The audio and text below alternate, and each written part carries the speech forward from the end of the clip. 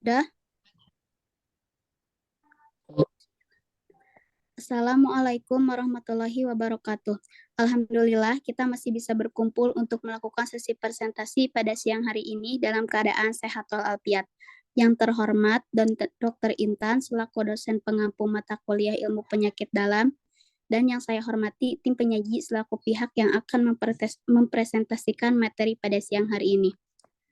Perkenalkan, saya Risa Mailani selaku moderator yang akan memimpin berlangsungnya sesi presentasi siang ini agar dapat berlangsung dengan baik. Baik, kita langsung mulai saja presentasi tentang HIV.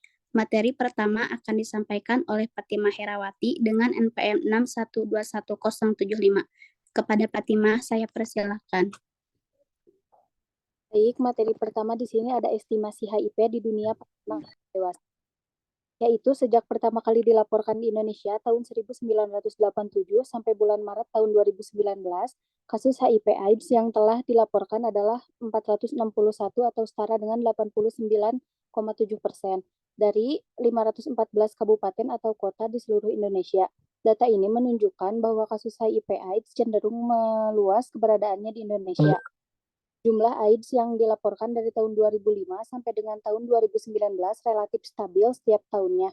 Jumlah kumulatif AIDS dari tahun 1987 sampai dengan bulan Maret tahun 2019 sebanyak 115.601 orang. Sementara itu, saat ini ada 5 provinsi dengan jumlah AIDS terbanyak, yaitu ada Papua 22.544 orang, Jawa Timur sebanyak 20.113 orang, Jawa Tengah 10.548 orang, DKI Jakarta 10.116 orang, dan yang terakhir ada Bali 8.147 orang.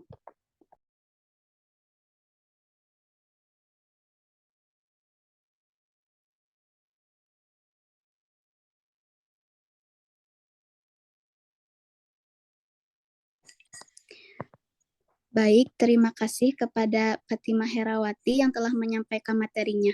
Materi selanjutnya akan disampaikan oleh Salsabila Kolbi dengan NPM 6121087. Kepada Salsabila, saya persilahkan. Baik, terima kasih. Selanjutnya saya akan menjelaskan tentang pencegahan HIV. Ada 5, yaitu bisa disingkat ABCDE. Yang pertama ada A, artinya abstinence, yaitu absen seks ataupun tidak melakukan hubungan seks bagi yang belum menikah. Yang kedua ada B, yaitu be faithful, yaitu bersikap saling setia kepada satu pasangan seks, tidak berganti-ganti pasangan artinya. Yang ketiga ada C, yaitu kondom, yaitu mencegah penularan HIV melalui hubungan seksual dengan menggunakan kondom. Yang keempat ada D, yaitu drug no, artinya dilarang menggunakan narkoba. Dan yang kelima terakhir ada E, yaitu equipment, yaitu memakai alat yang bersih, steril, sekali pakai, tidak bergantian di antara jarum suntik, alat cukur, dan lain sebagainya. E juga dapat memberikan edukasi seperti pemberian informasi yang benar. Terima kasih.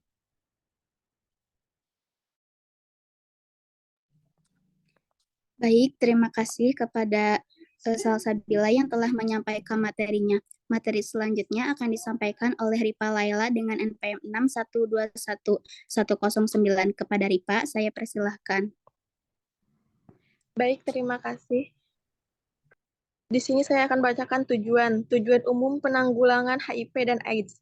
Yang pertama yaitu mencegah dan mengurangi penularan HIV, meningkatkan kualitas hidup ODH, dampak sosial dan ekonomi akibat HIV dan AIDS pada individu, keluarga, dan masyarakat.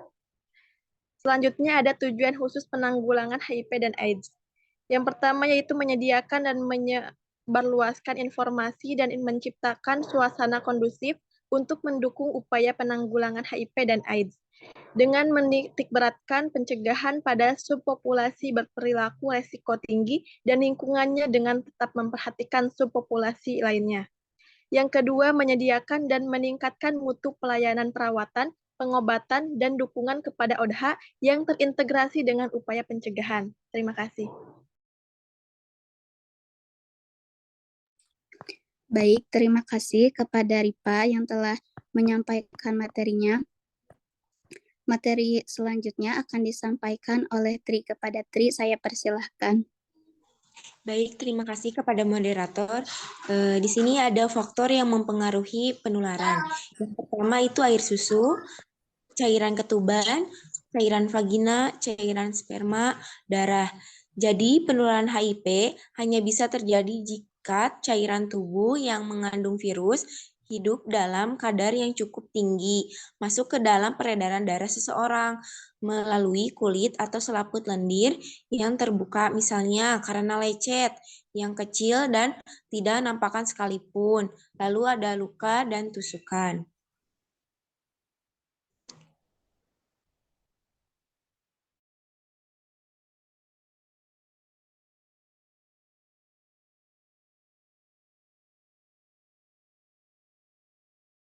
Baik, terima kasih kepada Tri yang telah menyampaikan materinya. Materi selanjutnya akan disampaikan oleh Ajeng. Kepada Ajeng, saya persilahkan.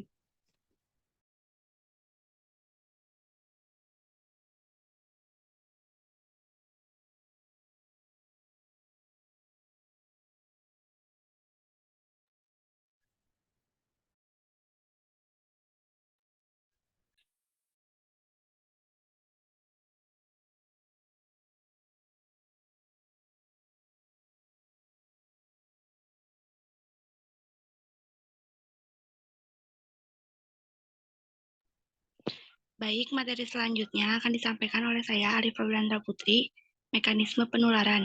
Dengan memahami prinsip penularan HIV itu, keluar cukup, hidup masuk.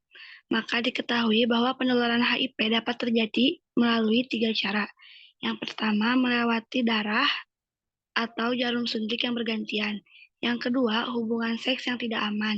Yang ketiga, dari ibu hamil yang positif HIV kepada bayinya.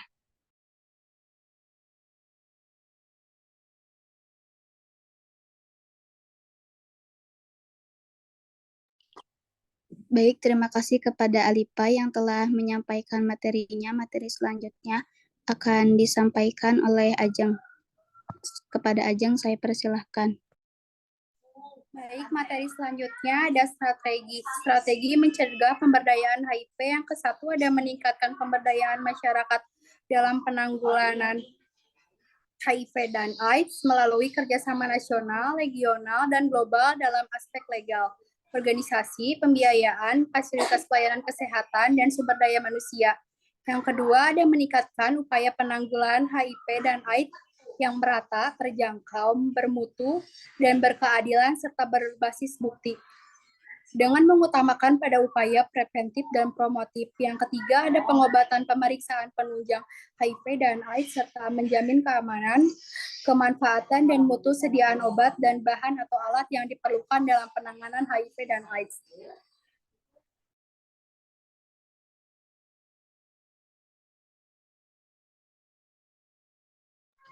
Baik, terima kasih kepada Ajeng yang telah menyampaikan materinya. Materi selanjutnya akan disampaikan oleh Pika. Kepada Pika, saya persilahkan. Baik, terima kasih kepada moderator. Di sini akan menjelaskan program pelayanan HIV. Pelayanan pemeriksaan HIV yang biasa dilakukan di Puskesmas merupakan program Voluntary Counseling and Testing atau PCT, yaitu program pencegahan dan manajemen pengobatan bagi pasien-pasien yang positif terinfeksi virus HIV. Program ini meliputi pelayanan konseling pre-test, tes HIV, dan konseling post-test.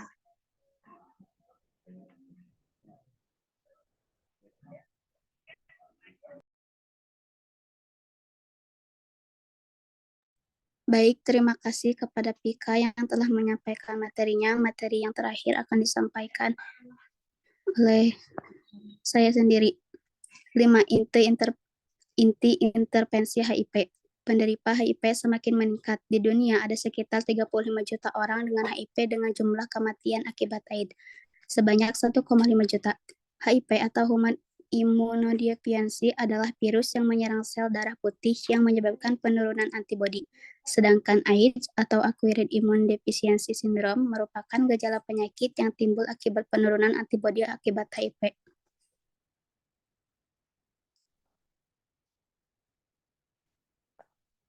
Yang pertama, intervensi perilaku dengan memberikan pendidikan dan pelatihan efektivitas dari metode KIE, ABAT, atau aku bangga, aku tahu, efektif dalam meningkatkan pengetahuan, persepsi, dan perilaku pencegahan penularan HIV, serta menurunkan stigma terhadap ODH. Yang kedua, intervensi perilaku dengan pemberian konseling dan pelaksana tes LSL yang diistilahkan perilaku seksual laki-laki yang melakukan hubungan seksual dengan laki-laki tanpa melihat identitas gender diberikan edukasi.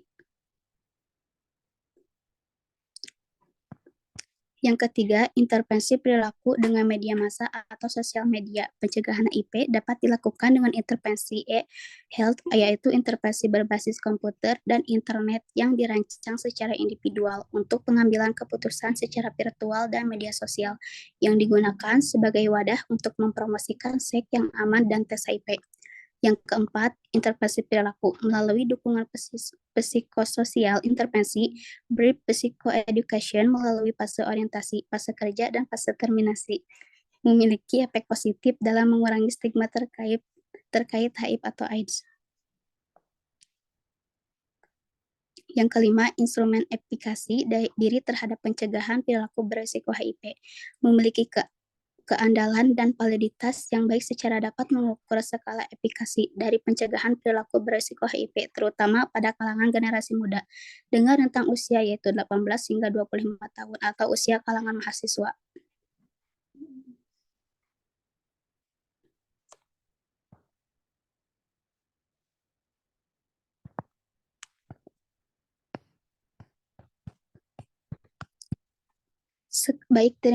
Sekian presentasi pada siang hari ini. Semoga bisa memberikan manfaat bagi kita semua.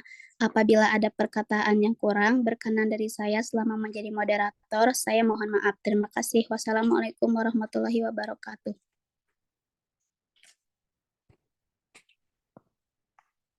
Waalaikumsalam warahmatullahi wabarakatuh.